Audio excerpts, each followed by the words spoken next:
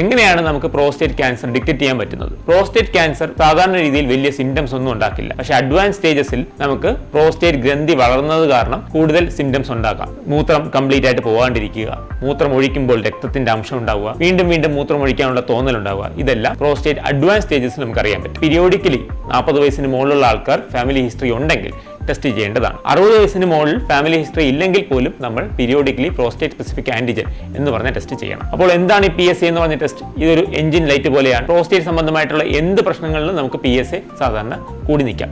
6ന് മുകളിൽ നിൽക്കുമ്പോഴാണ് സാധാരണ നമുക്ക് ഈ ഒരു ടെസ്റ്റ് പോസിറ്റീവ് എന്ന് പറയുക. PSA അല്ലാതെ നമുക്ക് അൾട്രാസൗണ്ട്, ഡിജിറ്റൽ റെക്ടൽ എക്സാമിനേഷൻ എന്ന് പറഞ്ഞുള്ള ടെസ്റ്റുകളിലും വഴിയും നമുക്ക് പ്രോസ്റ്റേറ്റിന്റെ ക്യാൻസർ എന്നുള്ള ഏർലി സ്റ്റേജിൽ കണ്ടുപിടിക്കാനാവും. പ്രോസ്റ്റേറ്റ് ക്യാൻസർ നമുക്ക് ഏർലി സ്റ്റേജസിൽ അറിയാൻ കഴിയുമെങ്കിൽ നമുക്കൊരു യൂറോളജിസ്റ്റിന്റെയും ഓങ്കോളജിസ്റ്റിന്റെയും ഹെൽപ്പോടുകൂടി PRS ഹോസ്പിറ്റൽ ഇതിൽ കംപ്ലീറ്റ് ട്രീറ്റ്മെന്റും എടുക്കാൻ പറ്റുന്നതാണ്.